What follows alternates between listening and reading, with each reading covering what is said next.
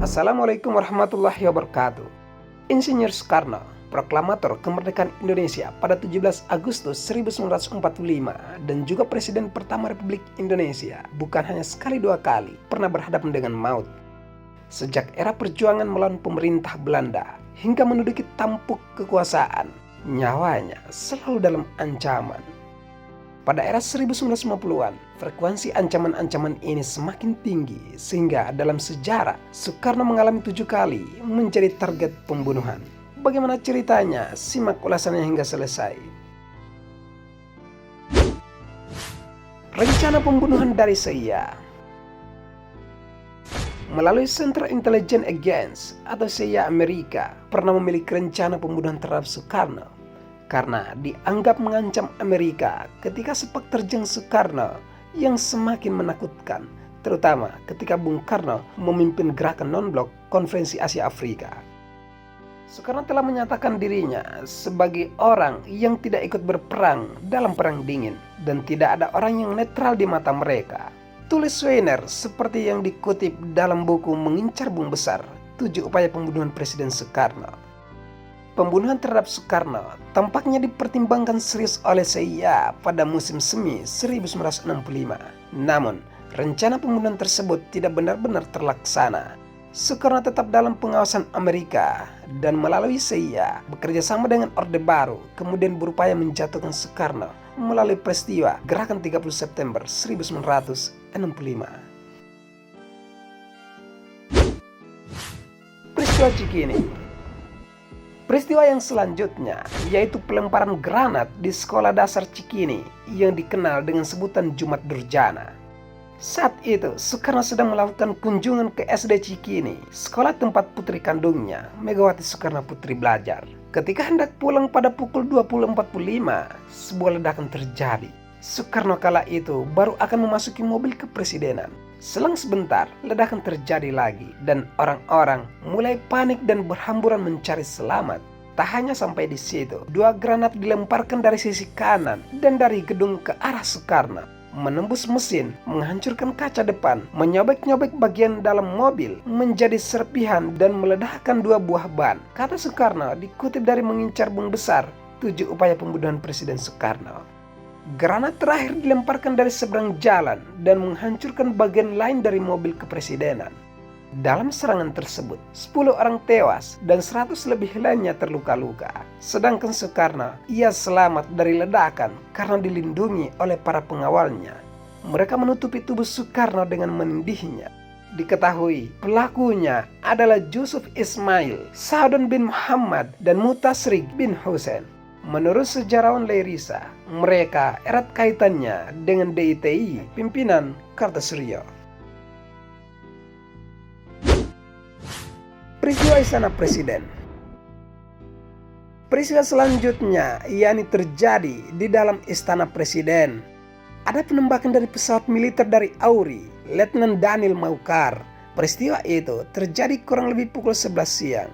Biasanya pada jam-jam itu Bung Karno turun dari ruangan kerja ke ruangan makan. Tapi kebetulan hari itu Bung Karno tidak turun untuk makan siang. Ruang makan tersebut pun habis ditembaki dari atas. Bung Karno sendiri selamat dari serangan itu karena Bung Karno masih berada di ruang Dewan Nasional yang hanya berjarak 20 meter dari ruang makan siang. Sang pilot ditangkap dan akhirnya divonis hukuman mati. Namun pada tahun 1964 vonis mati tersebut dianulir oleh Presiden Soekarno. Serangan mortir di tengah jalan. Pada tahun 1960-an, rombongan Presiden Soekarno baru tiba di lapangan terbang Mandai dan hendak menuju kota Makassar. Di tengah jalan, rombongan ditembaki dengan mortir. Beruntung, Soekarno lolos dari serangan itu. Setelah insiden penembakan, Soekarno masih melanjutkan perjalanan bahkan dengan jeep kap terbuka karena hendak disambut rakyat di kanan dan di kiri jalan. Belakangan diketahui pelaku penembakan adalah gerombolan Kahar Muzakar, pemimpin DITI Sulawesi Selatan. Ledakan saat konvoi. Masih di Makassar, granat kembali mengincar Presiden Soekarno. Pada 7 Januari 1962, rombongan presiden sedang konvoi bersama beberapa duta besar, pejabat pemerintah, serta wartawan. Satu mobil di belakang mobil presiden yang sedang konvoi tiba-tiba meledak di Jalan Cendrawasih. Tak lama, terjadi baku tembak antara pengawal presiden dan para pelempar granat. Dalam peristiwa itu, 5 orang tewas dan 3 orang terluka-luka, 14 diantaranya anak-anak. Presiden Soekarno sendiri lagi-lagi selamat dan masih sempat berpidato setelahnya di Gor Mato Angin, Makassar. Beberapa hari kemudian, para pelaku ditangkap. Mereka menamakan diri Resimen Pertempuran Koordinator Angkatan Darat Revolusioner.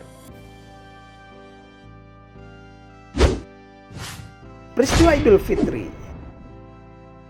Pada 9 Maret 1962, bertepatan dengan Hari Raya Idul Fitri 1381 Hijriah, sebuah upaya penembakan terhadap Soekarno direncanakan. 9 anggota DITI telah berkumpul pada satu pertemuan sebelumnya. Mereka adalah Daka, Harun, Abudin, Kadri, Hidayat, Solil, Hamdan, Anwar, dan Iding. Senjata telah disiapkan antara lain 2 pucuk senapan Carl-Gustave, 5 pistol, dan 1 granat. Belum jadi terlaksana, 2 anggota, Iding dan Hidayat, berseteru.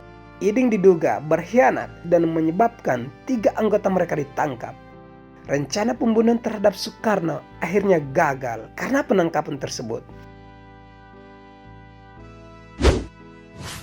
Peristiwa Idul Adha.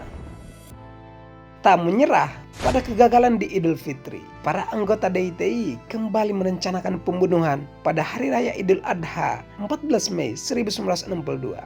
Ketika sholat Id sedang berlangsung, sebuah tembakan mengarah ke Soekarno dilepaskan. Sanusi, Harun, dan Hidayat adalah para eksekutor serangan itu. Namun, Harun dan Hidayat mengurungkan pembunuhan itu.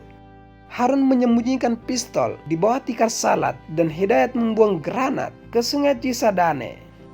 Di dalam penembakan itu, 3 orang terluka dan dilarikan ke rumah sakit, sedangkan Soekarno tidak tergores sedikit pun dalam jarak tembak hanya 6 meter.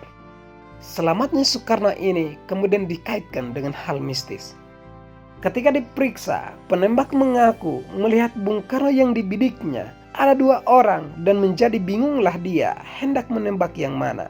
Tembakannya meleset dan mengenai bahu Ketua DPR Zainul Arifin, kata mantan Wakil Komandan Cakrabirawa melalui Salman dalam buku Mengincar Bung Besar, 7 Upaya Pembunuhan Presiden Soekarno.